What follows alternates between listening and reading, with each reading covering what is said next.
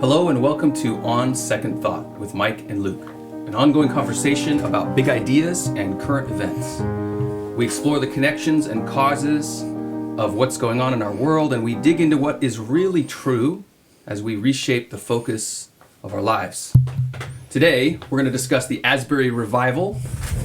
We're going to try to get to how to handle dysfunctional leadership in churches and organizations, and then maybe talk about what Christians should do about public school with their kids. How you doing this morning, Mike? I'm doing all right. Revival, that's a big word. Somewhat loaded, I found. In that's true. Weeks. That's true. People have strong reactions to that word. Yeah. I have not used that word. I use awakening or outpouring. Yeah. Is there a difference between, is there an extent difference? I found that people get, I should have known this, right? But people in church circles or theology circles, maybe more, they get so definitional about everything. Like everything has to have a definition, and arguing over words for some reason, for some people, gets really important. Mm-hmm. It's never been so for me. So. I think it's important for me. It's interesting. Yeah. I have not called it revival, and I probably wouldn't.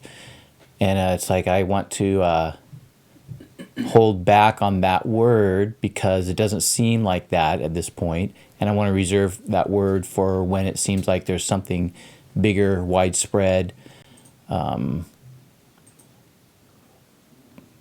Yeah. So what would you say is revival? What's missing? What's missing You're saying it has to spread farther geographically? Yeah, I think geographically. Yeah. Geographically. That's probably the biggest thing. Even the West Coast, the awakening, some people call it a 1901 revival, which I'm fine with because it was also in Wales. There was something, Azusa Street. Yeah. Now, if it hadn't been in Wales and some other parts of the world, I would think, it's more like an awakening. So, like the Jesus movement, I don't think of that as, personally. I don't think of that as a revival. I think there was an awakening on the West Coast, in a certain set of people, and it was a time of renewal, an outpouring of God's Spirit, but it was localized in a sense. Well, one of the things we heard about, and for those who don't know, I went with one of the other elders from our church and then several teenagers. We drove to Kentucky. Yeah. I was thinking Tennessee. But in 1970, there was a similar beginning that people credited the Jesus movement with its origins in Asbury as well, or at least some of them. Yeah, right? Yeah, and there's been that's happened on different college campuses at different times throughout American history. It's an interesting thing that there has been like spot movements in college campuses.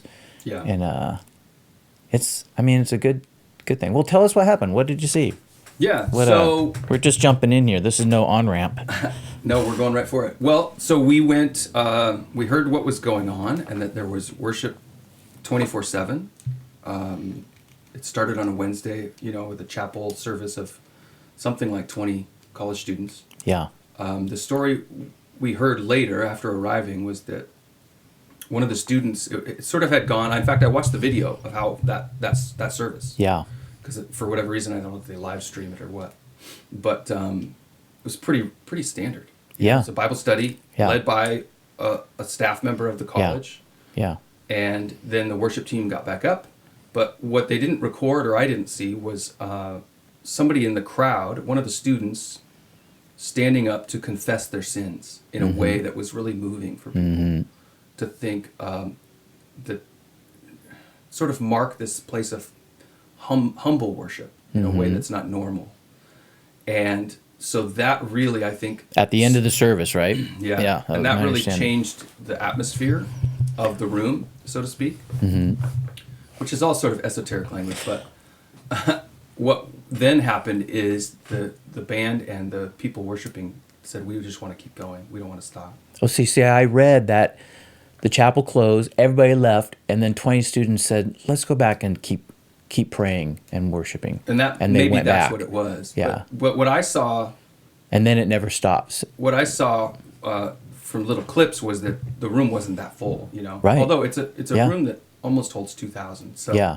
you could have a few hundred, it still feels small. Yeah, yeah. But Which is probably what most of their chapels are. yeah. So So then when we got there, it was like Wednesday night. So it had been a full week Yeah. of them worshiping day and night. And it wasn't exclusively worship, but almost all the clips you'll see are of singing. Mm-hmm. But in between, what I thought they did actually really well, the leadership of the college, is preserving the space to keep it the way it began. I wanted to talk about that, yeah. And not let it change into something else. Yeah. Because Yeah. immediately when something like that goes on, there's a lot of people wanting to sort of co-opt and get Yes. into it. And one of the big, I would say, corrupting ideas in our culture is to be famous. Yes. Right? Yeah.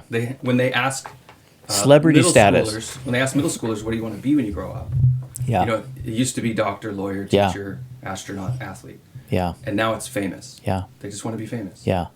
And you immediately saw online, in fact, before we even arrived, there were Christian personalities, I would say, Yep. right? I was just thinking that word. Who were saying, I'm on my way over there, right? And Yes. sort of bringing their following with and them. posting it online and Yeah. generating buzz and doing all this shtick.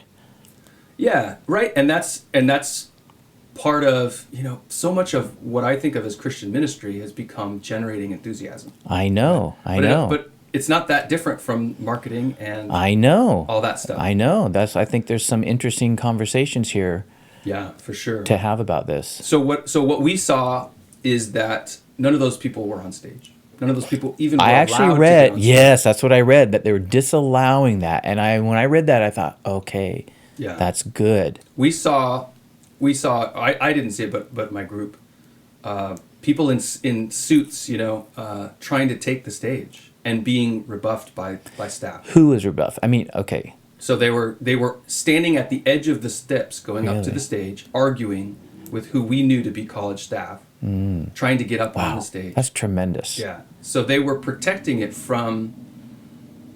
I mean, I heard even later in interviews that there were offers by big name worship bands, right, to come and help Yeah, You produce. and make yeah. this That- a laser light show, essentially. That's angering. And it was beautiful because it began in humility, right? That moment of repentance that student who no one knows who that is. I mean, somebody knows. Yeah, Is how it was kept. yeah. So that even we were there for hours and hours. We had 3 days in Asbury. On that middle day, our kids were in there over 13 hours straight, and we never learned anybody's name. Mm-hmm. Anyone. So you know what that reminds me of is reading about the one down in California, Azusa Street, and the minister Seymour, the one who was the initial person. It started with preaching and praying, but there were times he got up there and he didn't know what he was supposed to say. He would kneel behind the pulpit to pray, and 2 hours would go by and he wasn't really aware, and nobody said anything. He didn't say anything because he didn't know what he was supposed to say, and he was praying and asking God. And there's this sense of not getting in the way of something, even though it is still used as human means. Nevertheless, it's not taking this thing over and leading it, Right. Yeah. right? Yep. And I really liked when I read that about. So we saw there were a couple faces we saw repeatedly. One of whom was the guy who preached the original chapel Bible study, and he would get up and share scriptures and exhort everyone there. Probably just a professor at the college there, or was he the his chaplain? only claim, he said, was that he was the goalie coach, the part-time goalie coach Yeah. of the soccer team. Yeah. So I'm sure he has other roles as well. Yeah. And I tried to look him up. Yeah. I found his name somewhere, but I immediately forgot it. Yeah. But a lot of people I was watching online, because I follow some pretty conservative commentators, Christian commentators online, and they immediately were not just skeptical, but like attacking what was happening as if it was not God. And their evidence for it was that there was no clear preaching, right? Yeah. That the sessions didn't stop. Now, it did. You just didn't see it on internet videos. That's what their evidence was, for one. But there was not like, okay, now he's going to preach for an hour and we're all going to sit and take notes. Yeah. That did not happen. Yeah. Yeah. But there was calls to repentance. There were people getting saved. There were calls to renewal and people recommitting their lives. Stand up if God's calling you to be a missionary. And then there was numerous students coming up giving their testimony of what God was doing. Most of the testimonies, the ones I saw, were not things that were happening in the moment, but things that had happened recently. And they gave really good instructions of like how to give your testimony. Because you invite late teens and early 20s to come up. You don't know who's going to say what. I know. But they did a good job of like the leaders holding the mic. Right? Yeah. And turning it into a Q&A if needed so that we could get to the end of the story. Which is an interesting point to note, is that there's two extremes that I think are mistaken. And one is revival in the sense that God, and it doesn't matter what people do. And that's just rarely the case. But then there's the other side, it is not manufactured. You cannot lead it. You cannot make it come about. You cannot script it and write it and plan it and organize it and pray it into being with all of your wisdom and skill. Yeah. But that doesn't mean no wisdom and skill is not beneficial. So holding the mic when you have somebody, that is just a learned skill in pastoral ministry. It just helps. Yeah. Right? That's right. Well, so one of the things I was sitting there, because for me, the first night was really moving, going straight to the front, like, because they were doing old-fashioned altar calls, right? But old-fashioned, older than everybody with every head bowed, eyes closed. There was none of that. But in old-fashioned in the sense of you need to come up here and you need to get right with God. Yeah. And we'll pray for you, but it's between you and God. Yeah. Right? And you need to, and if you need to kneel there for 2 hours, then do it. Yeah. Because that's what it takes. Yeah. Is to meet God sometimes. Yeah. But after that, as I sat in the session. Well, so you call that old-fashioned. That's a part of Asbury's heritage, though. Is it? It's less old-fashioned for them than hearing. it is for us. Well, when I say old-fashioned, part of what I mean is that it's out of fashion among evangelical churches. That's right. As if like, altar calls aren't biblical. Right. It's like, well, okay, maybe an altar isn't even biblical. Yeah. What are you even arguing, right? Yeah. To be humbled in the presence of God in a way that is... So you would have had it in your charismatic background, a little more of that, but they have that, plus they have the holiness movement background. Right. That was even more, this was a part of a consecration. Yeah. An element, so it's much more prevalent to come to the altar like that, up front, to kneel. Right. Even probably more than yours and doubly more than mine, because my background doesn't even have your charismatic background in it. Yeah. So mine was the every head bowed, every eye closed, and raise your hand, Well, that was youth. To me, that's youth group culture. Yeah. Right? Yeah. And it's like, okay, every teenager is super embarrassed. What does my friend think? And so how can we make it easier? Yeah, right. Versus that we're going to make this a hurdle that if you go over it, it means something. Yeah. Yeah. Which has probably, reality-wise, closer ties to New Testament reality than not, only because in the New Testament, when you were to become a Christian, you were standing not only against the pagan cultural view of multiple gods, but you could be a betrayer of your city and the deity that was invoked for your city's blessing and wealth. Right. And eventually, ultimately, you were a betrayer of Caesar, who himself was divine. And so the cost was high from the moment you considered becoming a Christian. It was very public. Yeah. So I like that idea, of re-imaging that cost. It's a decision that is going to cost you something. Right. Let's not pretend it's not. Let's not make it easy. You can do this quietly. It isn't a quiet thing. Yeah. It's going to cost. So one of the other ways I saw people trying to co-opt it, and this is people online mainly, was claiming that that there were, quote, queer students leading, right? And if there were... Is that the word they used? Uh-huh, yeah. So there's a sect, I would say, or some divergent part of Christianity that wants to redefine everything, right? And we're familiar with that. But one of the ways is to say, I saw one person say there are a bunch of people repenting of their, what's the word? Homophobia, right? And what a great revival this is, that people are repenting of their sin. And there was none of that we saw or heard, right, as far as publicly goes. Whether there were students who have sexual desires, that are dysfunctional by the Bible's definition, whether they were praying or not, they weren't announcing it. So who knows who's leading? Obviously, we all have sins that we want to repent of and turn to God for. But it was clearly not. In fact, I heard a girl in one of the testimonies talk about God setting her free from same-sex desire, and the crowd rejoicing, right? Yeah. That someone could be free from this. Yeah. So when I made note of that on the pastor, whoever was making this claim, they blocked me quickly. So they weren't interested in that. So the left and the right, or the crazies on both sides, I think we're trying to say, oh, this is our revival too. So what's interesting when you say that, two things. Number one, there's an old story about Keith Green, and I don't remember which university he was at, and this would be in the 70s, and he was not, in my opinion, you're familiar with Keith Green, right? Oh, yeah. For sure. In my opinion, he was not of the mold of today of professional, Right. Nor of entertainer, nor of Christian subculture. Now, he went and moved to Texas and did his whole subculture thing, but that's not in the marketing music industry way of today, Right. Yeah. in my opinion. Yep. In my opinion, he's saying as a calling from God, he was in pastoral in many respects, I think. Anyway, so he's at a university and he's doing a chapel. They may have invited him to perform, right? That's not what he went for.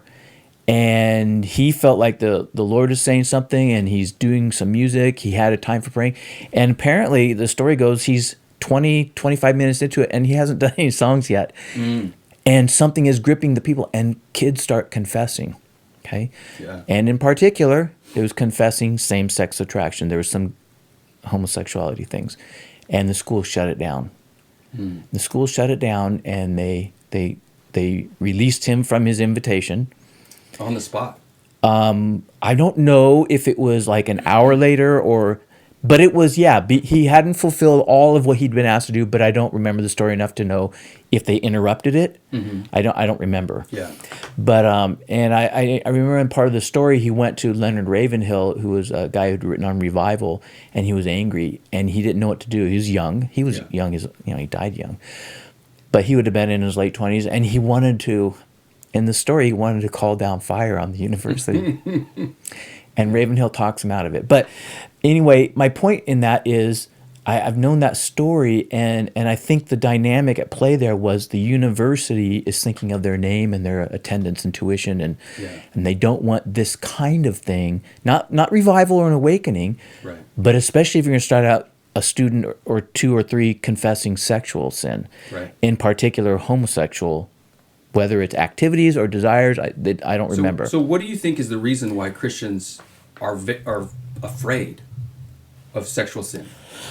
Because that, to me, is what they're... Of sexual sin or homosexual sin? Well, homosexual 'Cause in I think particular, they're both- because it seems... They're different. What I've noticed is it seems so insurmountable. But before homosexuality was the cool thing to be about, to even confess like sexual sin, fornication and other things, if you went back 70, 80 years, Christianity, they would have had the same reaction. Yeah. It feels like it's not unforgivable, but it's so powerful that Christians are afraid of it. I agree. But it gets interpreted as unforgivable. You know what I'm saying? Yes, I do. I don't know if I have a good thought on it, because I've asked myself that same question, and I've never come up with something good other than this. The idea that, and I don't want to leave Asbury. I don't want us to get too far away, because I think there's more to do on that. But I think there is something, you sometimes hear people say, all sins are the same. Yeah. And it's not true. No, it isn't. My analogy is, it is true from one vantage point. Breaking the law is breaking the law. Let's say you commit murder and I speed, and I go 85 in a 55. Now, in one sense, we've both done the exact same thing. We broke the law. Yeah. In that respects, they're the same, breaking the law. But they're not the same in terms of their severity. Right. in terms of the significance of them. So your sin actually is worse if you murder somebody versus if I speed. Which we all know. We do know that, a but weird semantic we start game. saying, and I think it's this sexual thing you're talking about. We recognize that there's something that we don't understand. And so in order to make it okay, we say, look, all sins are the same. All sins, it's okay if you confess your sins sexually. So should somebody if they overeat. See, they're all the it's same. it's an attempt. I think it's an attempt to overcome the shame of It is exactly. That's Okay. exactly right. I agree with that 100%. Now, in doing that attempt, we make a wrong step Yeah. because I don't think it's the same. Right. So I think, to me, I think that's what it gets to. That's my only answer I have so far is that. So when Paul says this, if I commit adultery or fornicate with a prostitute, I have become one flesh. The same thing that happens in a committed, loving, long-term covenantal marriage. Yeah. So I think what he's saying, and he's trying to take what would be even in his culture a throwaway moment. It doesn't mean anything. Right. And he's saying, yes, it does. Right. It means way more than a lot of other sins. Well, in the act of throwing it away, so when I listen to that, the idea of one flesh, that when you have sex with someone, that the two of you are united, the harm in it is the throwing away of it. Is to say, oh, okay, well, it doesn't matter. And Right. So now you've That's taken two right. things that are totally connected and ripped them apart again. I think that's exactly what it And is. that's where the harm is. I think what we don't see is that when we do that, on the inside, two things like one flesh, they have grown together and melded and become organically tied. Right. To make them nothing is to tear flesh and bleed. Right. And have jagged edges on the inside. We pretend otherwise, but that's what I think is really happening Yeah, it's to like us. splitting a piece of wood. Or an arm. Or there you Tearing go. off a More. finger. And take it a non-bone, because I think the heart is no bone, so it's not that brittle thing, but it's like taking an organ and with your hands and your teeth, ripping it in two, and it's going to be so messy and painful and horrible. Right. Well, and the only way that because so many people now say, oh, well, it wasn't painful and horrible, but it's because we've become so numb. That's exactly what it is. So if your That's nerves exactly are totally right. damaged, then you won't feel. And you can harden and you can cauterize the end, so to speak. That's my guess as to why I think there may be a little bit different going on with the homosexual stuff, but that the sexual sins have been difficult because innately we recognize there's a depth here that is big. Yeah. And then we don't know how to deal with it. Well, and I think of it too as certain sins are addictive in nature. I think Like that's another sticky, dynamic. right? I Like agree. one of those mousetraps that's I just agree with you. stickiness. But Christianity or Christian ministries have sort of lost track of the deeper ministering to the heart and setting people free from that sort of thing. And so then you're scared. If we don't have a remedy, right? If my son or daughter falls into same-sex behaviors and then take on this identity that this is who I am, Yes. as a Christian, Okay, yes. we then say, well, we're totally powerless to stop it. It's like now Yes. they're just gone. I was going to ask you why did you use the word addicted? Because I agree with you, but I think there's a significance to the term. I think it's exactly right, because addiction begins to trace into the idea that it's so deeply embedded in us, we've become different people. Right. Our identity has begun to shift. I can't change this, and at some point in despair, maybe I shouldn't even try. Yeah. Well, because if this is the thing, because addiction, in my understanding, is so connected to comfort and safety. Like That's right. personal, All am I okay? good things. Good things. Right, of course, right. I heard somebody talking about heroin, right? And now we're way off Asbury, but still. We're I going to think get it'll back, connect. though. We're not too far. So heroin has culturally a lot of fear tied to it. Like, whoa, you do that once, you might be totally That's right, destroyed. right. And this guy was giving an example that if you have surgery, the pain meds that they give you is basically heroin. Yeah. There's almost no difference. Yeah. But you don't see a bunch of people after their surgery wrecking their lives chasing after heroin. Yeah. So there's something about the emotional neediness that's tied to the drug use that gives it that stickiness. The self-medicating That, versus... like, I'm not okay without this. Versus Right. in a clinical atmosphere, it's like, no, It's we're giving you this controlled. because you need it, and you'll Yep. be fine later. And there's Yep. sort of that authority of the Yep. physician gives it this protection I agree. from that emotional need. Yeah. The other thing I think, so addiction is a good added component to the answer. And I think we're still on the Asbury thing because we're getting at why is this so threatening, these kinds of confessions, and so impactful. It's both sides. Well, and why do people who watch Asbury online, as I did before going there, think this is right? I got to get there. Yeah. There's something powerful in a moment where God's setting people free. Yeah. Yeah. In ways that's not normal church. Yes. But I saw a lot of conservative pastors saying, "Well, if you want revival, just go to church on Sunday." Yeah. As if they're the same. And it's Yeah. yes, go to church on So Sunday. in my notes, I have some of the implications of this to talk about, and one of them, the impact on pastors. So I want to talk about that in particular. But one more thing on the sexual side, the other thing we forget often until we look at it as a different topic, but in Genesis, when we have this narrative or story of a first sin, doesn't matter if you view it as completely historical, you view it as analogous. It doesn't matter what genre you view that.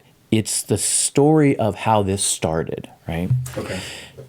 The first thing that happens is they're naked. They Yeah, become naked, right.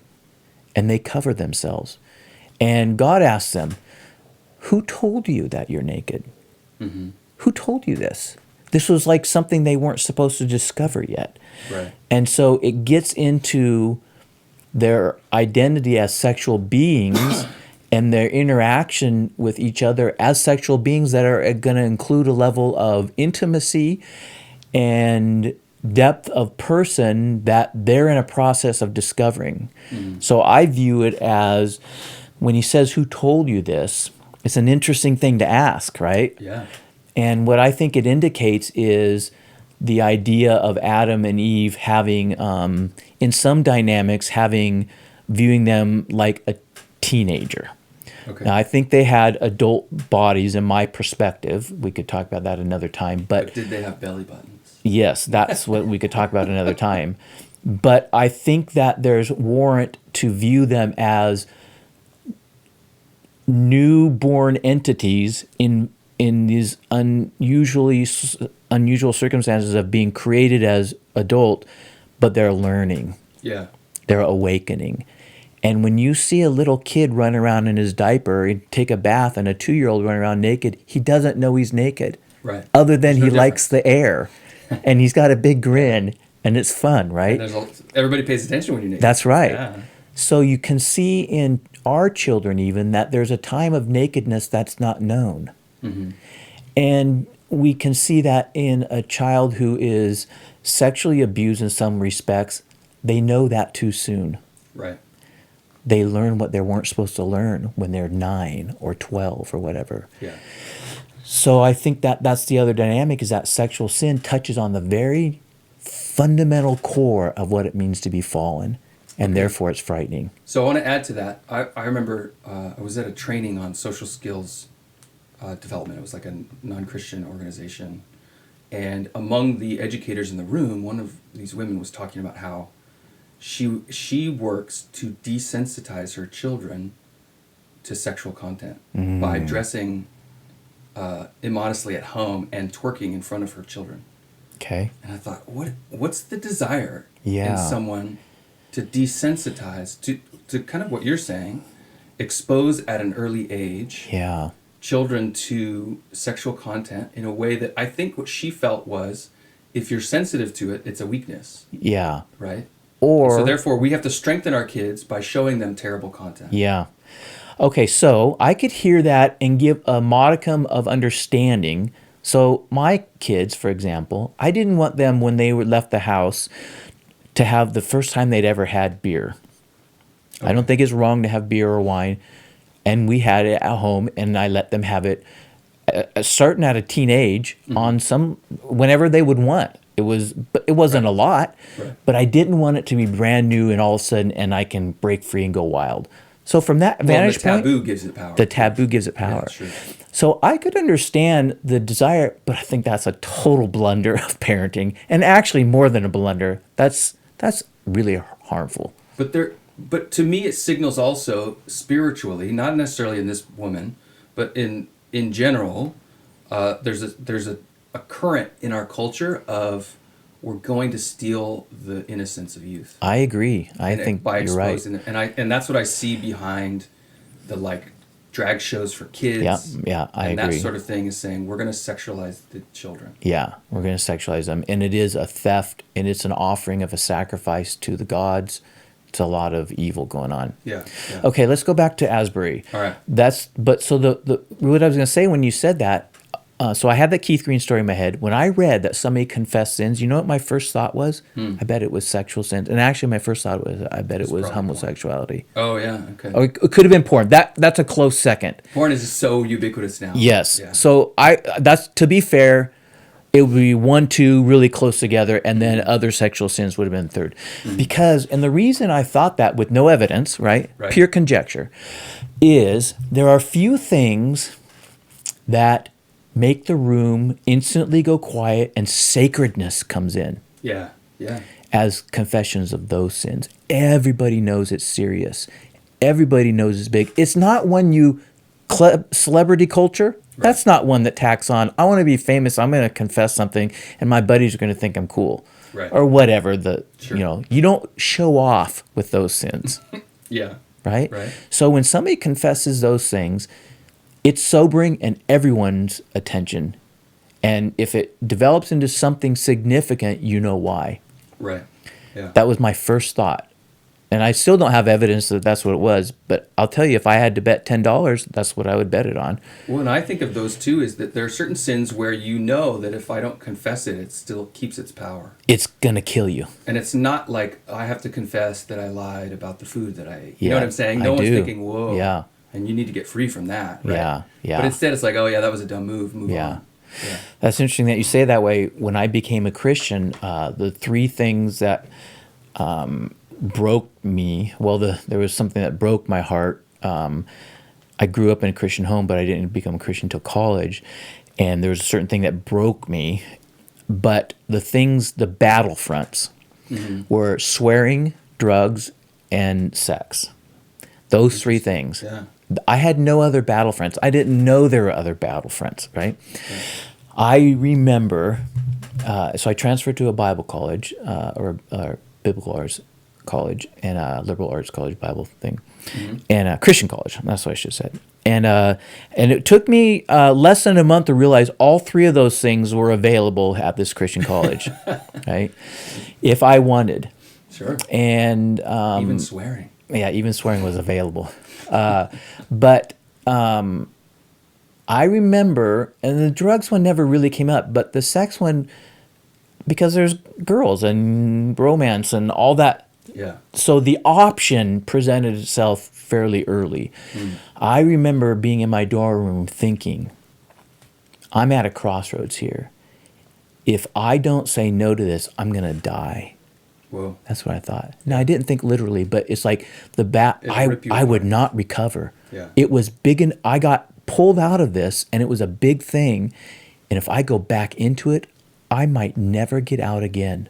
Yeah. It was I felt a life or death kind of spiritual crossroads, that I had to fight this because it was life or death. Yeah. Wow. Which is interesting that, and that tacks on to what you're saying, that it's it's going to kill me. It's going to enslave me. Right. Take me that's the over. word. Right. So, okay, let me go back and go ahead. No. So there's a couple things. A lot Yeah. of people have asked, what are the takeaways? Right. Okay. Yeah. Yeah. I was gonna start asking you some questions about this. Right. So the big things that I walked out of, one of them was a phrase, because me and You were there 3 days. 3 days. Yeah. 3 days there, and then the other was travel. Yeah. 4 days Right. of travel. Yeah. For 3 days there. Yeah. So had lots of conversations with the other. David is his name, who came with Yeah. me. And the takeaway, by the way, you're talking about the 3 days there, not the week of travel, right? It's more. Tell us about. What is God saying about how we need to do things when we get home? Right? Yeah. One of the big impacts was just the humility of the room, of the way they functioned on the stage. Yeah. We expect a CD quality is what I call it. Yes. Like when the band, because I play the church band on occasion. Yeah. You play the CD of the song, or you play the Spotify. Yeah. To the mic, and then everyone says, "Oh, that's how we play it," right? Yeah. And so the produced professional celebrity version of even No songs. room for errors. It's not that there's no rooms for errors as much as that you're trying to recreate. What are you trying to recreate? Are you trying to recreate what you heard on the radio? Or is there some special version that's for God that we're going to do in this room? And so that's what we saw, was a version that was not striving for CD quality or for the YouTube version or what you're going to put. Yeah. They're not trying to be produced. Yeah. In fact, they're trying to minimize it. So when Yeah. you would hear the piano, you'd hear a little bit of the guitar. There was like a box drum that you sit on and somebody would play. But it was a different musician every couple hours. They're swapping out. Yeah, yeah, yeah. And nobody's remembering who was sitting there before on the guitar or who was on the mic before. In the room, it was the song. Yes, I was Right? just going to get to that. And so what the way we phrased it in conversation after the fact was that in normal church, it's one person or a few singing to many. Mm-hmm. And the many people are observing or as much as they're participating, probably more observation. Instead of that, it's many people singing to one person, Jesus. And that we lead the congregation in song Yes. rather than Yeah. show the congregation a song. Right? Yeah, yeah. So what that meant for us was, okay, we need fewer people on the stage. We need fewer Yeah. instruments. We need less complexity in the songs. Yeah, yeah. And we need to turn all the mics down Yeah. so that the people hear each other sing. Yes. The people on stage. So like Yes. this last Sunday, I got to lead worship for Yeah. the first time in a while. Yeah. I didn't put any ear like audio. Yeah. I don't want to hear myself. Yeah, yeah, Partly, yeah. I can stand to the front enough to hear myself in the mains, but I'm getting away from the mic more.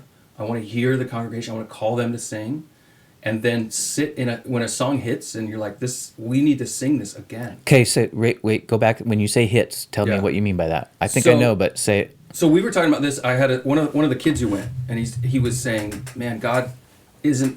I don't feel His presence. Like so and so does. I'm right next to him, and he's weeping and moving. Yeah, yeah, yeah. What's wrong with me?" Yes. And I said, okay, it's not that he feels God's presence. It's that he's hearing God speak to him, right? That when you see someone moved in the presence of God, they're learning something about themselves and who God is. There's a conversation taking relationship. place, That's right. and you just are watching it. That's right. And so it's not like you're both in a swimming pool, but you're not getting wet. Yes, That's not that's what's right. happening. Yeah, yeah, What's yeah. happening is God has something to say to him. Yeah, And so you just need to ask yourself, or you need to ask God, what do you have to say to me? yeah, yeah. That's and right. and then let him speak. Yeah, that's right. And so sometimes God speaks to a whole congregation at once. And so that's what I mean by a song hits. Okay. Is That's there's some refrain, there's some part of the chorus, there's some part of the song. It's like, whoa, that I need to know that. I forgot that, right? There was and there were songs during at Asbury that they would sing for an hour, Yeah, nonstop. Yeah, and, same song. And you would see the band try to change to a song, and they wouldn't let you. yeah, Because it mattered. There was the Agnus Dei song, the Hallelujah for the Lord God Almighty reigns. They just sang it and sang it and sang it. 2,000 people in a room, and they won't stop singing. And you begin to get a picture of the scriptures describe a couple different places, but in heaven they just never stop singing it. It's like, it's not because they have to. It's because their heart cries out this truth that the whole universe needs to know, right? That He's holy. yeah, And the other side of it was holiness. This heart set apart from the things of this world. That the world's trying to, like we were talking about with kids, trying to make something sacred into something profane, if not mundane, then profane. yes, right? that's right. Yeah. That's right. It's a pathway. And so it's not the same as saying, well, I need to live a righteous life. That's part of it. But to instead say, I need my heart to be tender and like in love with who God is. In the same way I would be loyal to my wife, no matter what other women come my way, I would be loyal to God. And that's what Well, holiness is. I think there's yes, holiness. I was just going to say that word, sanctity, holy, is an interesting word because we struggle with it because we think of it only in terms of do this right thing versus not do a wrong thing. Almost like we can't get out of the idea of righteous actions. But holiness has an element of beauty. Right. There is something, Edward said that holiness is a word. He thinks that God is holy, and that contains all the other verbs or adjectives you want to do. We just split them apart to understand it. Yeah. But it's just one thing. It's just holy. And it is all good moral actions, but it is all beauty. It is all sanctity and sacredness. And holiness is, I feel like at any time when you engage in true worship, you are worshiping the holiness of God. Yeah. Because you're saying he's so high above us. Yeah. He's so unique in his There's goodness. awe. That's right. Awe is the emotional reaction to That's right. seeing To God's holy. holiness. That's right. I agree. And I think holiness and his glory are tied together. Yeah. And so Yeah. so when you see his glory, what you're seeing is the holiness. Did you of ever God. read Sproul's book, the Holy? No. Okay. I've never He read starts Sproul's out. book. Okay. He starts out. It's very one holy passion. Maybe that's what it is. And he just starts out the story on college campus, and he's going, and he doesn't know why he's walking out to a desolate place, but he says, "I needed to talk to God. I needed to be with God." Yeah. And I couldn't do it in my room. I couldn't do it in the dorm. And I just knelt there out in, and it was, the grass was wet. It was uncomfortable. And I just wanted to be in the presence of God. I wanted to feel him and see him and be in awe of him. Mm-hmm. And he ends up, the rest of the book is about drawing near to holiness, tasting holiness, pursuing God, not with a lot of things that are right and good, but pursuing to taste, to be overflowed with, to be drenched with. Yeah. Just holy God. Well, and from there, so this gets back to some of the criticisms I was interacting with among pastors who are watching this go down. And that is that what those kids need, and it is spreading. It's spreading to campuses all over. I've seen that, yeah. And I've even seen it's having a big impact in our youth group here at church and our Sunday service, that people we're saying, come down to the altar and meet with God. And people are saying yes to that in ways that are really powerful. And it was even beginning before we got home, right? We were traveling back home, and we stopped and watched the service online, and seeing people in tears and crying out and coming to the front, led by the Spirit. Before we ever came back to say, hey, this is a new way to think about church. It was beginning at our church.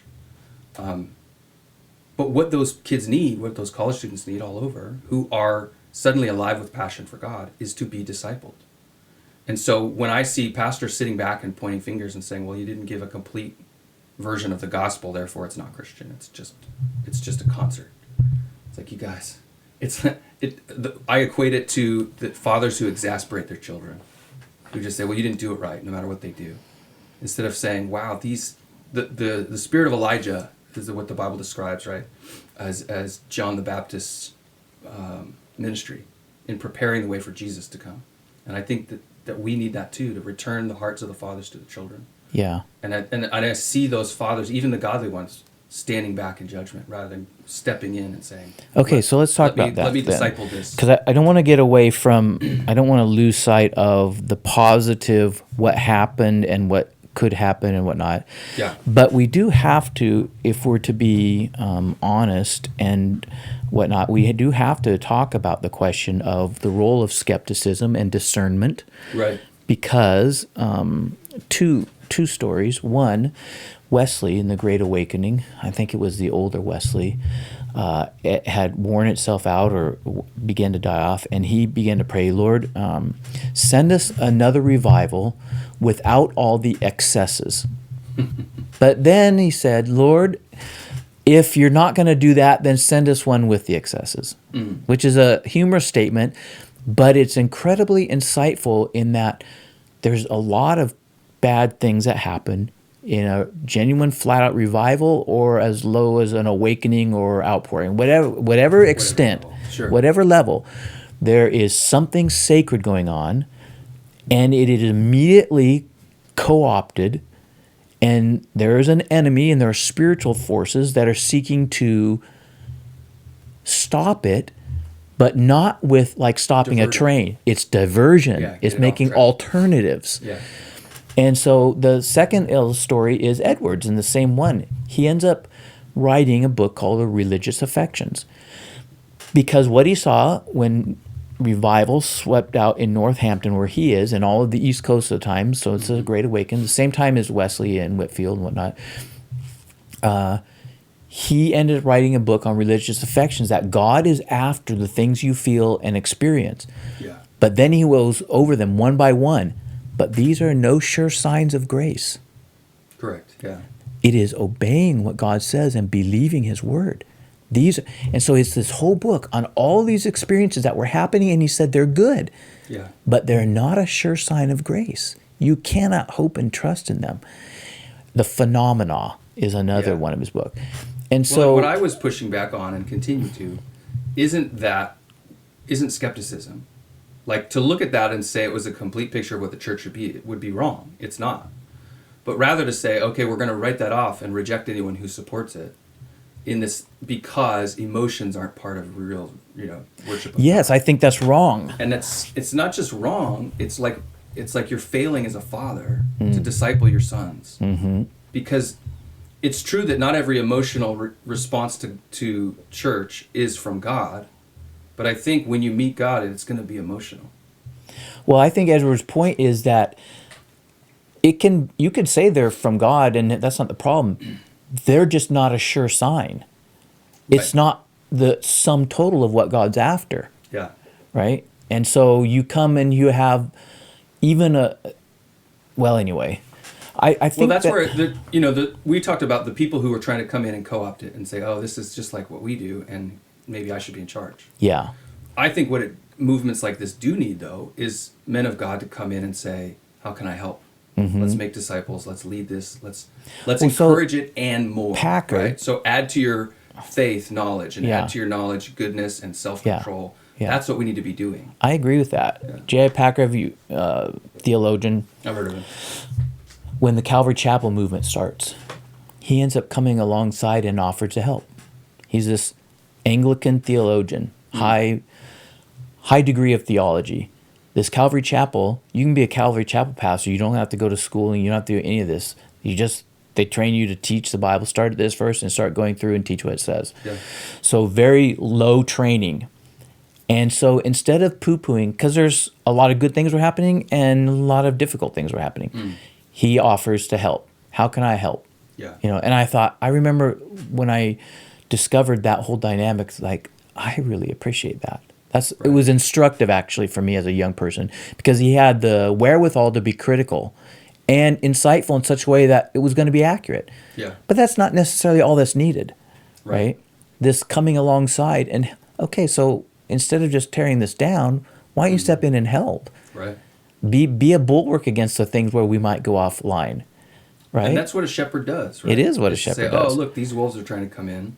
I think I need that's to stand against it. that's my distinction between skepticism versus discernment, because I read some of those things online too, and I read some different things in some prominent magazines, different assessments and theologians, and this was in the first few days of this happening, and I remember thinking, you know what, you've crossed over from discernment to skepticism, and I'm using those as a contrast of one is not good and one is healthier. Right. That skepticism is not a good response, but discernment is always good. Mm-hmm. That's right. We want to be discerning. We know there's an adversary seeking. We learn some of his methods, so we want to stand against that, but not to be skeptical and write things off and poo-poo them. That's not helpful. Even if there's faults and errors going on, it's not helpful. Right. My first thing when I heard this is, and the order of my notes is surprise and joy. First thing when I first heard about this was surprise and then tremendous joy. And then I got online to try to see what I could read about it and find out about it, right? You start you want to have some discernment. You're gathering information and understanding. But one of the things I was going to ask you, I almost interrupted you, but I thought I'll just wait. But so why did you go in the first place? What made you say, I'm going to drive? Well, it wasn't my idea. My son and his friends were very excited to go, and trying to manage it. But even when I first started seeing videos of what was happening there, it immediately reminded me of a time in my life when I was worshiping God wholeheartedly and with a depth that I now miss and sort of long for. Mm-hmm. And Were you younger? yeah. Well, clearly, but how much younger were you? In college. Okay, I was wondering. That's what I was wondering, because that's so one of my questions about.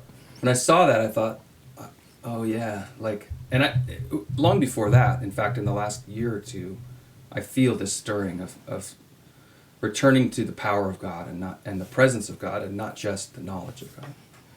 And so I've been hungering for and looking for and stirring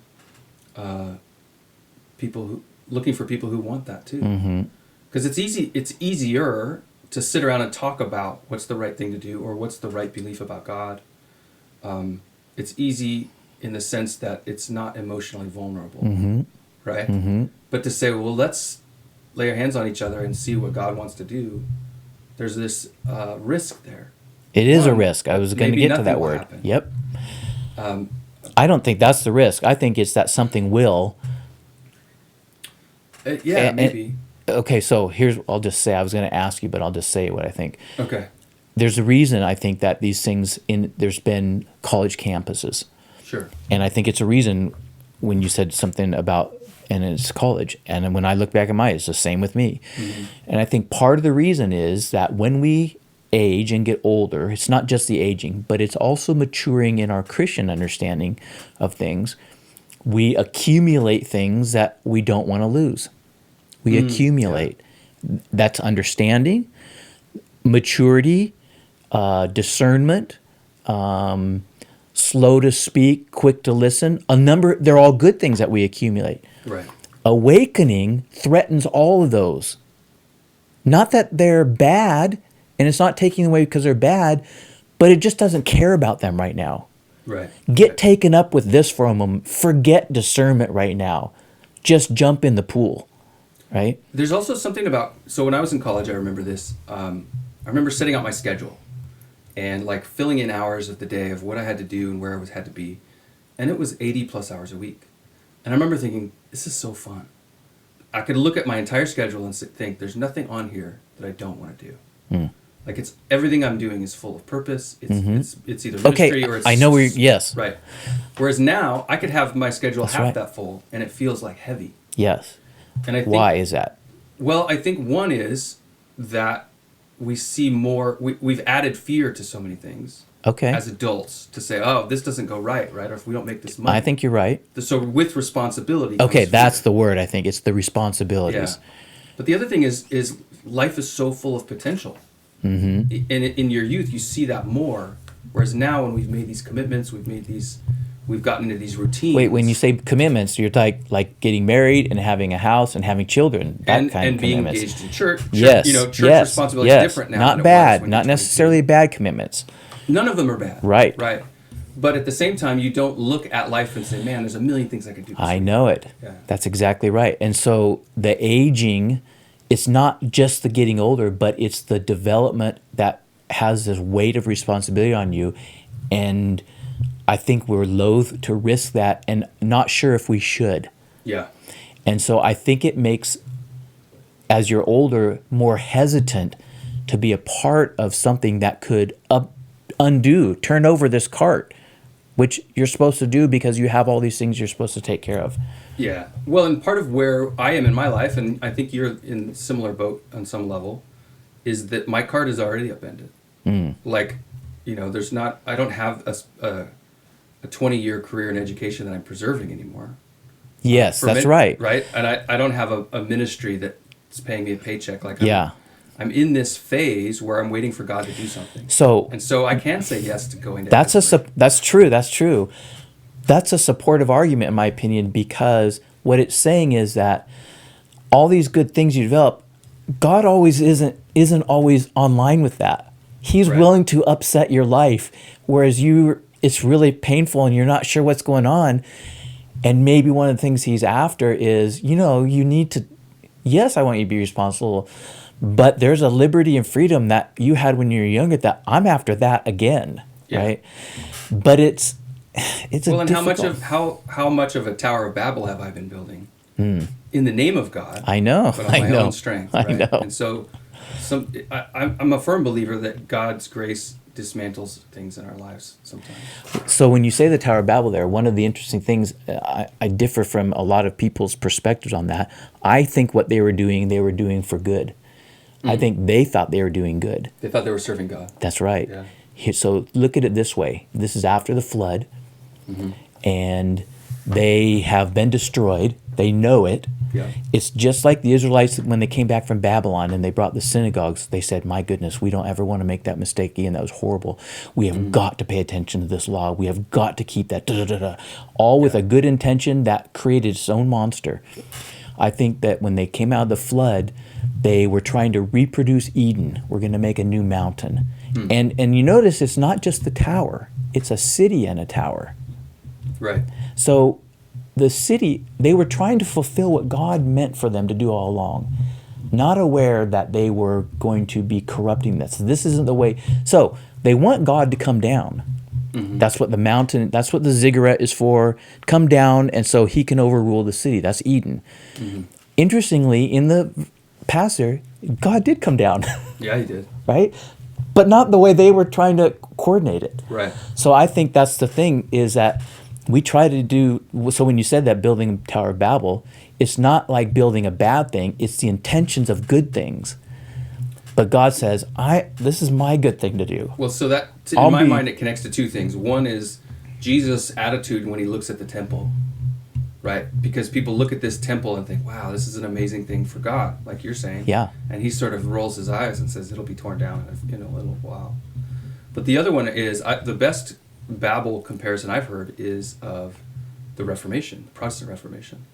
And that if you look at the churches of Europe, so many of them, especially the closer you get to Rome, are this building a tower to heaven and a name, right? We're gonna slap gold on every possible surface. And it reminds me of like Trump and his gold-plated toilets almost. It's like you're so eager to make everything glorious that you lost track, in my mind, of the glory. Yes, of one. I agree with that, and I would state it this way: we, Gerhard is, I forget his last name, Gerhard Ford, wrote a book called Theology of Glory, little thin book, probably the most marked up book I have, and it's about the gospel. And he says mankind's brokenness, a way to view it is the glory story.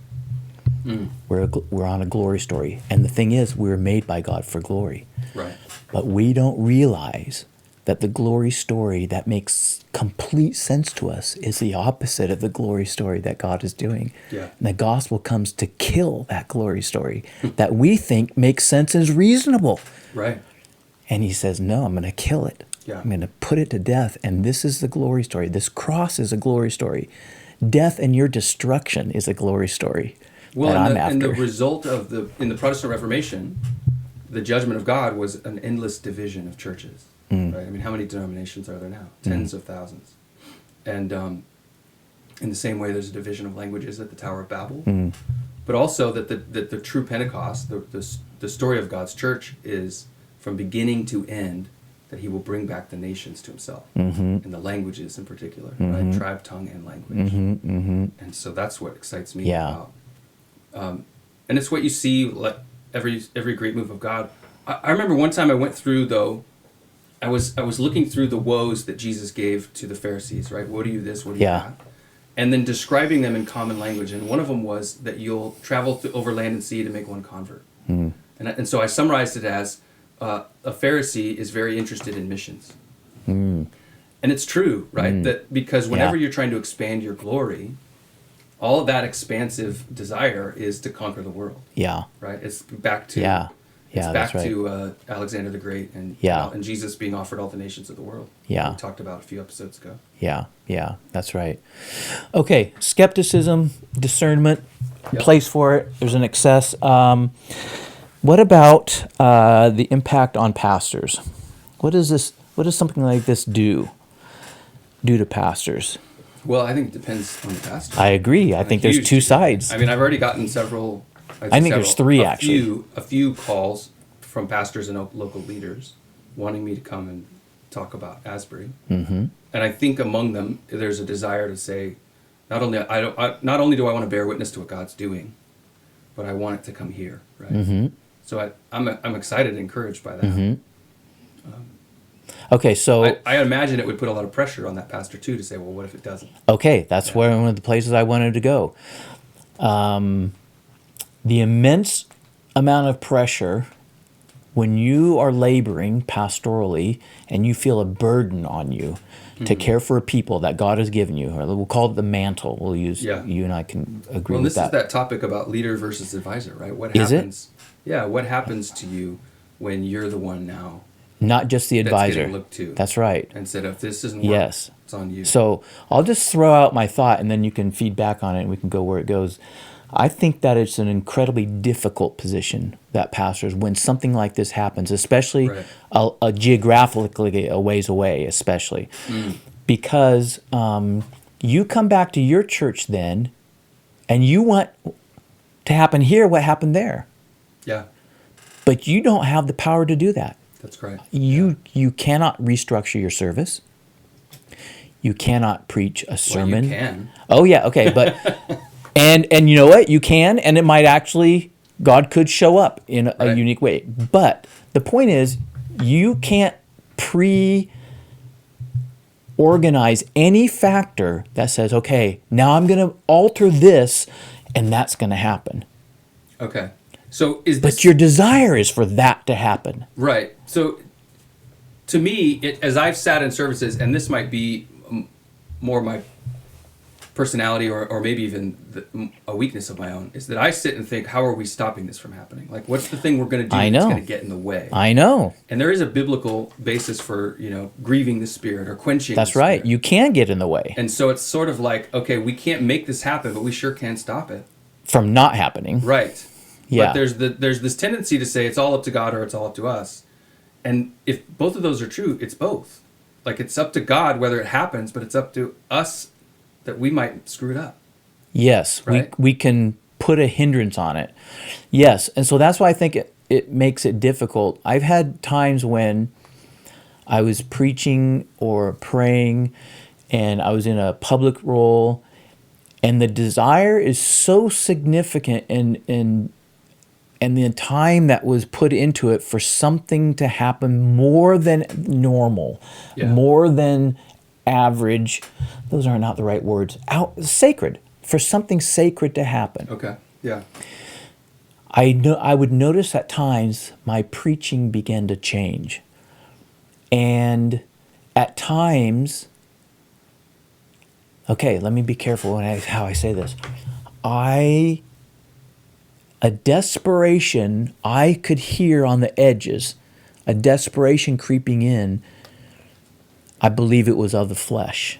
An appealing that was of the flesh. An earnestness and a zeal that was of the flesh. Right. Because I wanted to generate a depth of impact by displaying and being even vulnerable for my own depth of impact. So would you call that insecurity? Because I have a theory. No, I wouldn't that probably. Like, but insecurity is at the root of almost all dysfunction, where you're trying, like, because what I hear you describing, I think, is that you began to say, I got to make this happen. Well, I don't think I said it rationally, but it was frantic, creeping, like chasing after. I've got it. This is going to happen. I think that was happening at an unconscious level. Yes. I wasn't aware of it. A lot of insecurity is unconscious. Yeah, and that's interesting. I would probably not use the word insecurity. I'm not. You could persuade me, I suppose, but I don't think that that's the feeling. I think the feeling is so much wanting something. It's, you know what it is? It's Abraham having Hagar for a son, to get a son. Right. God has said this is something he wants. Here's the pathway, and it's not happening. Right. I'm going to go find another way to make it happen. In the desperation, that's what I meant by desperation of the moment. And then convince yourself after the fact. That it was, I was doing the best I can. Yeah. And it's a disaster. It's the way of the flesh, even though you're dressing it up in spiritualness the whole time. Yeah. It's still the way of the flesh. And I think that is, so I remember when I was in college praying for revival, and there was an event taking place, and I was praying, and you know what it was? This is a teeny bit off subject, but it touches on the same thing. It's the verses, if you ask in my name, right, and not doubting, it will be given to you. We have what we asked. So If you name it, I claim it. was determined I was going to ask and not going to doubt. And I remember standing at a certain point in the campus and envisioning cars coming from the community to this thing, and that there was going to be awakening. And my understanding was that if I did this before God without doubting, that He would make this happen. Yeah. And it didn't happen. And it was devastating. It knocked me down. Yeah. And I had to recover from that process. And I didn't really know how to recover from that, other than certain conclusions. One, it was fleshly. It was the desire was all right, but I think I misdid that passage. But Well, there's it a is, James passage, right? You have not, because when you ask with yeah, that's selfish right. desires. That's right. The phrasing is slipping away, but There's a lot. It's still a difficult passage, I think. But the point is, the spiritual masquerades as the flesh, or the flesh masquerades as spirit, and it's hard to see. yeah, And I think that something like this Asbury thing, if you're a pastor and you have it, and so the other option, of course, is the pastors who poo-poo it. They harden. The sun comes and it warms everything, and it can either melt the ground or it can harden clay. yeah. Right? There's hardening that takes place, and it's unfortunate. I want to talk about that in just a sec, because I think it's more extensive than we realize. But if you want to be soft and it's softening you, then I think it's very hard when you're in a leadership and you have a mantle on you, Yeah. that you feel responsible for these people. And it's God, not you. He's the real shepherd. Well, and but you feel something. softness also comes with an ease of wounding, right? Okay, that's If you where I don't have wanted to go. calluses on your hands, you get hurt more easily. Yes. But that, to me, brings me back to the picture of nakedness in the garden. That the nakedness is not necessarily sexual, but vulnerable. To say, who told you that you could be harmed? Who told How about you in that you addition to sexual, it's vulnerable? Sure. Okay. Yeah. But to Yeah. me, That's a good point. that vulnerability, and if you could take No it biologically, that our bodies, if you take a stick and you whack a dog, it's not going to hurt the dog that much, right?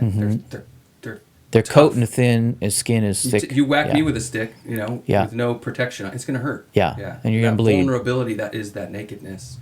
But so to say, I want to be soft-hearted Yeah. in my ministry, you're going to be heartbroken. Yes, that's right. Right. Okay. You can't separate the two. No, you can't. It's the threat, and that's why I said risk earlier, I think was the right Yeah, word. right. Risk is the right word. It's a difficult place for pastors. I think it extends beyond pastors too. I think it extends to the people in the pew, the laity.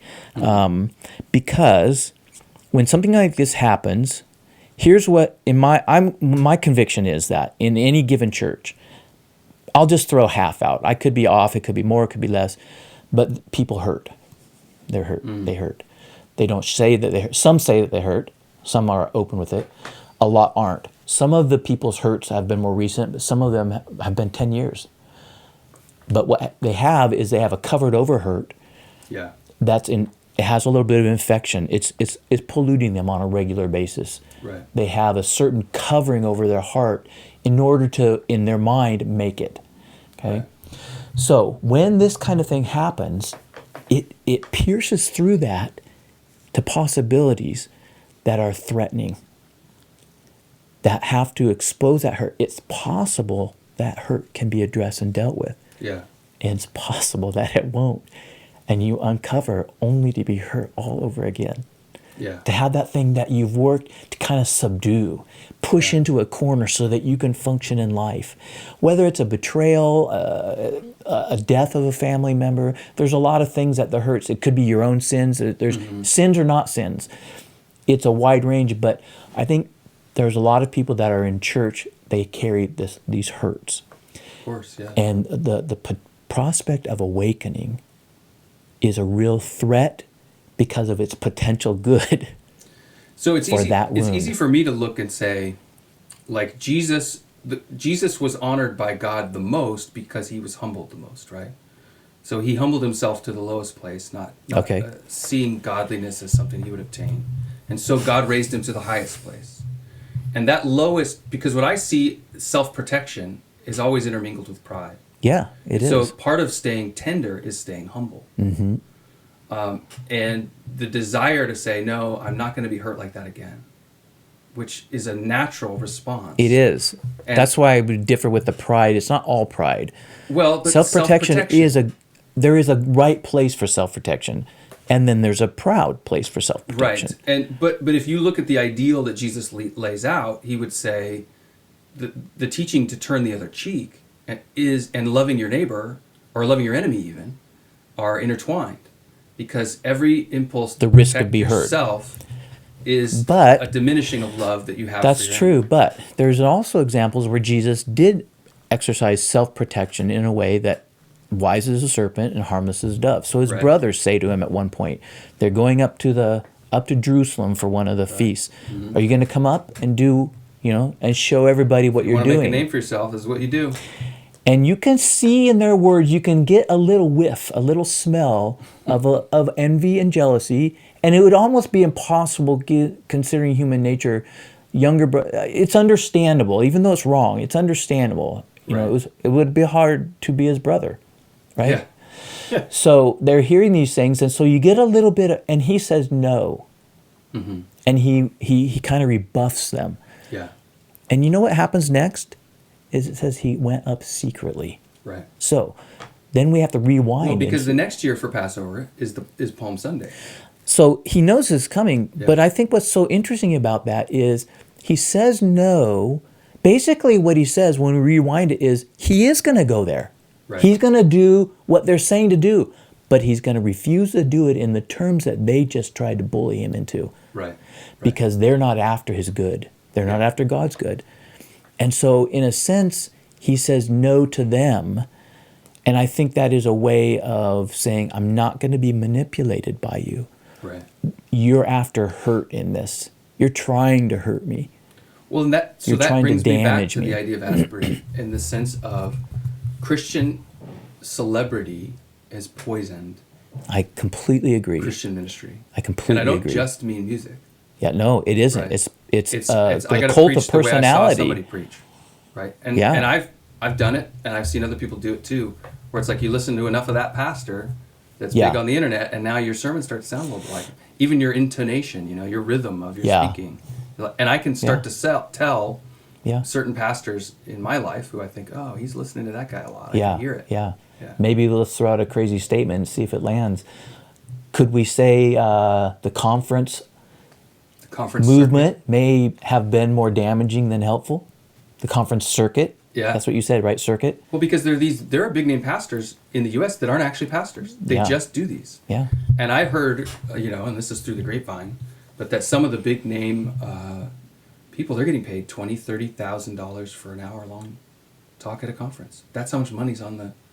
But part of it is, I say we Christians, we hunger for it, right? We see how much glory. This is what I think. We see how much glory the world receives. I agree. The accolades. I think that's it. And But we it's think dressed there's gotta up. be a Christian version It's of that. dressed up. Yeah. We're polishing. It's the angel of light idea. Yeah. Yeah, I totally agree. And that was the first thing that impressed me about the Asbury thing when they said they weren't letting a personalities come on stage. Right. And then immediately my heart said, yes, I am so hopeful because of that. Right. And And it's officially ended. oh, Services I have did not know concluded. that. Yep. And so they're returning to normal and saying, if you want more of God's presence, go worship God. Oh boy, I have to tell you, I like that too. I know. Because, Well, one, it's still a functioning school, so they still have to finish their semester, right? But the other thing is, it is beginning all over. Before we left, we were seeing lists of colleges in their region and beyond of people beginning deep worship that lasts and extends out. I think one of the most difficult things is when God shows up in something is to, when you're in a leadership position, is to be okay when he leaves. Yeah. It's not as easy as it sounds. because you want to keep it going. You feel like you're responsible to keep it going. Yeah, well, in a revival, I heard a good description. A revival is just hitting fast forward on everything the church is trying to do all the time. And so if you've been laboring, say in ministry, to see transformed hearts over the course of years, That's and now right. suddenly Okay. you see it all happening. That's it's right. like, all my work is finally paying off. I know. And now I have to stop. I think that's that right. That would be really hard. It's and humbling, yeah. I through another lens, I remember thinking, excuse me, about different movements. Remember, what was the men's movement, the big one? Promise Keepers. Promise Keepers. Yeah. Okay, so here was my thought on that. Promise Keepers had a season in which I believe the Spirit of God was moving. And then they didn't, but it's an industry. How long? Yeah. How long? I think it was a few years. I don't even know. I remember in the forever. 8th, it's probably, I haven't heard it in a long time either. But I remember it was about year 8 when I began to realize I don't think this is alive like it was. I don't think, it's now coordinated, orchestrated, promoted, marketed, names, and they're still getting a lot of people, but it's not, it doesn't feel alive. So how much of that, though, and I'm not disagreeing with you at all. Yeah. I'm just asking the question that springs to mind, which is, how much of that is us chasing the new fashion? Like, oh, you're still wearing that shirt? You know what I mean? And churches do that so much. I agree. You're still playing that song. I don't think That's that was 4 years old. necessarily me because I'm not inclined that way temperamentally. Right. But yeah, I could see that. Yeah. Okay, impact on pastors, impact on hurt people. Denomination. I wanted to talk about that. Denomination. Okay. Did you know much about Asbury before you went? No, nothing. No, nothing. Okay, so I'll mention here. I'll just say my thought, and you can tell me if you agree or not. Don't agree. I think it's funny. Not that they had one in '70, but that they had one in '70 and now.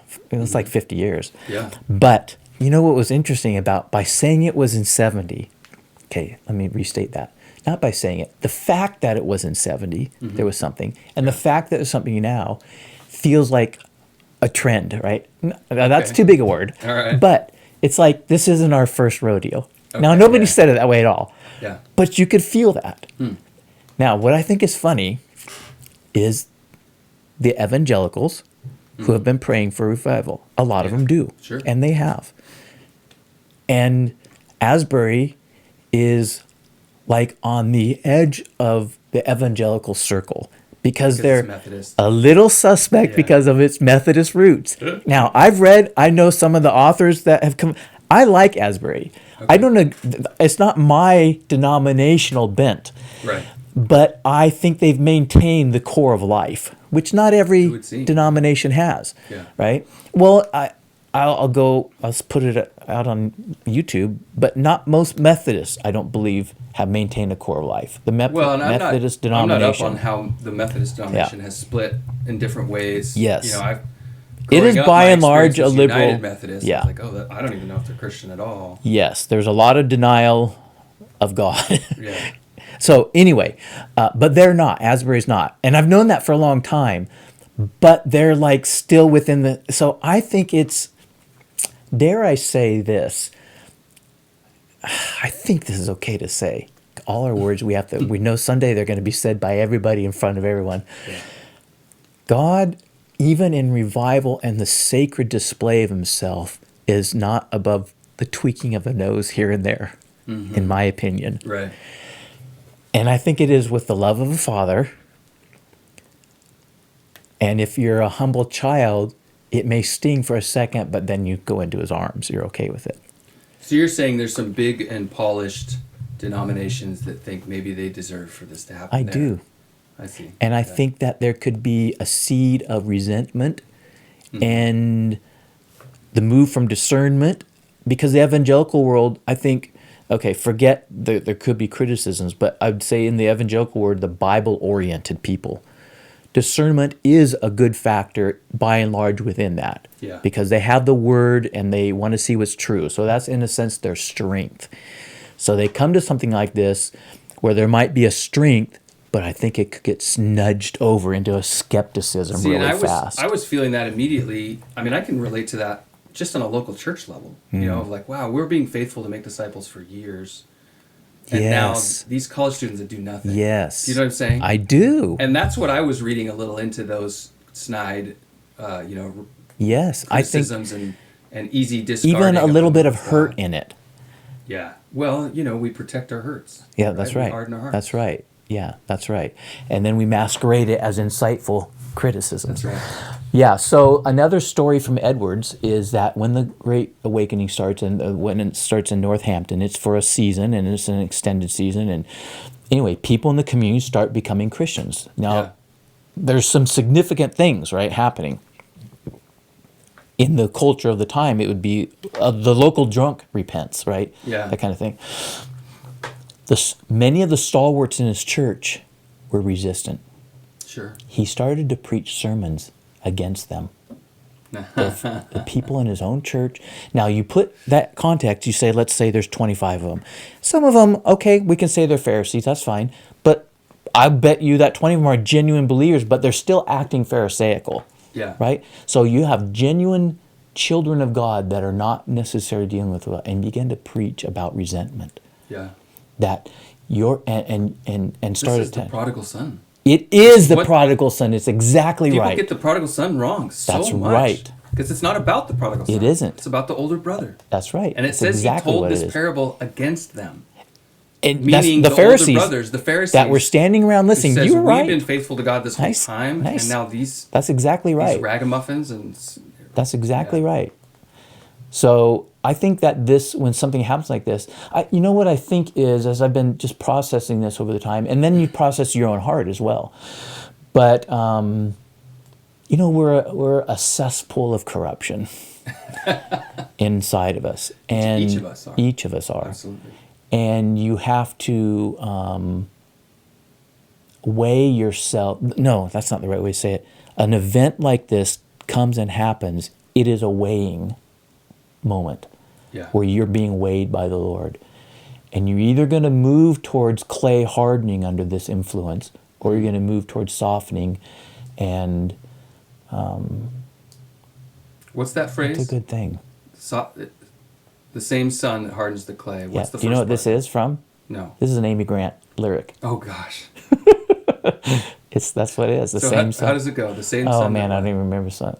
It's the song. I don't remember the song. Yeah, it's the same sun that softens the clay, hardens the clay, softens the mud, or something like that. It's Okay, not mud, yeah. but yeah, it's the Amy Grant lyric. There you go. We'll have to look It's a it up. great one though. All right. Well, hey, we are at an hour and 20. Okay. We were long overdue. So if you're still watching, we appreciate you guys. And, if you want to support what we're doing, like it, share it, review it on a platform or another. And we'll be back next week with more of On Second Thought with Mike and Luke. All righty.